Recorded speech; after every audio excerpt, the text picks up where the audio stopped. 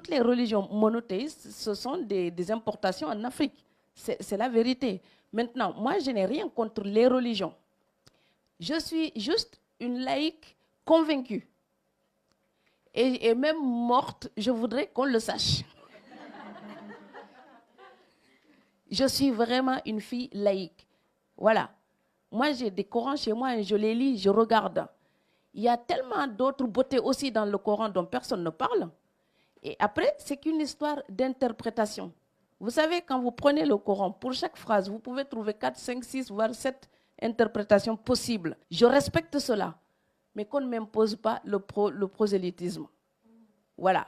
Et moi, je répète toujours ça, pour moi, les religions, c'est comme les dessous chics. On peut en porter, on n'est pas obligé d'exhiber ça partout. Voilà. Voilà, je respecte. Hein. Maintenant, quand je vois un Africain, par exemple, qui devient un musulman radical, je le trouve sublimement ridicule. Voilà. Parce que ces religions, elles sont là comme des bandes adhésives sur la culture africaine. Donc, avant de se radicaliser pour quelque chose, il serait intéressant de remonter l'histoire pour comprendre tout ça. Et je me rends compte que les radicaux des religions, les intégristes, quelle que soit la religion, les intégristes, quelle que soit la religion, ils ont l'intelligence très peu élastique. Voilà.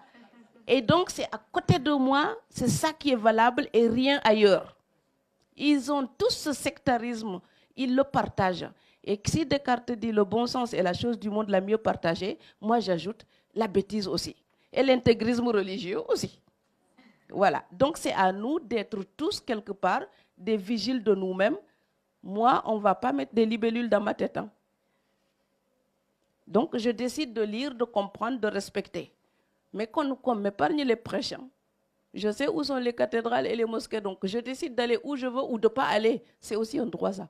Je suis une musulmane, certainement par culture, par respect pour mon histoire. C'est un lien avec ma grand-mère, mon grand-père, la tradition. Donc je crois à quelque chose de supérieur, une autre puissance, parce que je crois que l'être humain, c'est un résultat de quelque chose et qu'on n'est pas à la base de tout.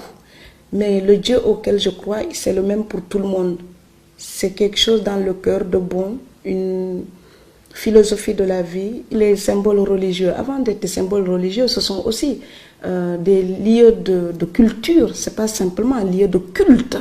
Ça reflète beaucoup la culture des hommes. Et je dis toujours, on regarde les mosquées, les églises, tout ça, comme des lieux de culte. Il faut aussi penser que ce sont des lieux cultuels et culturels. Et ça traduit quelque chose de la civilisation humaine, c'est-à-dire toujours un rêve de domination et de puissance. C'est pour ça que c'est intéressant de prendre des libertés avec la religion. Moi, je veux une religion douce qui me permet de me mettre en harmonie avec moi, avec les autres, avec la nature, qui me permet de vivre en paix. Être musulman ou chrétien n'empêche pas de continuer à respecter l'Afrique. Alors que dans ce livre-là, les métamorphosés, ce sont en fait des mutants. Des sortes de larves intellectuelles. Ils ne maîtrisent pas le Coran, ils ne maîtrisent pas la Bible, ils ne connaissent plus l'Afrique. Ils ne sont pas assez arabes, pas suffisamment occidentaux, mais déjà plus africains. Donc qu'est-ce qu'ils sont? Eh bien, ce sont des prêcheurs agressifs, insupportables, des trafiquants de l'islam. Et en fait, ils sont dans ce que la sourate Al-Baqarah condamne. C'est la deuxième sourate du Coran. Il dit, il existe parmi eux des illettrés qui ne connaissent pas le texte sacré, mais qui ne vivront que de conjectures. Mais ce sont les tyrans. Ce sont ceux-là qui nous torturent, qui malmènent le Coran. Ce sont ces mêmes imbéciles qui, dans les stades du Congo ou du Cameroun, eh bien, ils vendent de l'eau bénite dans des bouteilles en abusant du nom du Christ. Alors, ce sont tous ceux-là qui ruinent l'Afrique.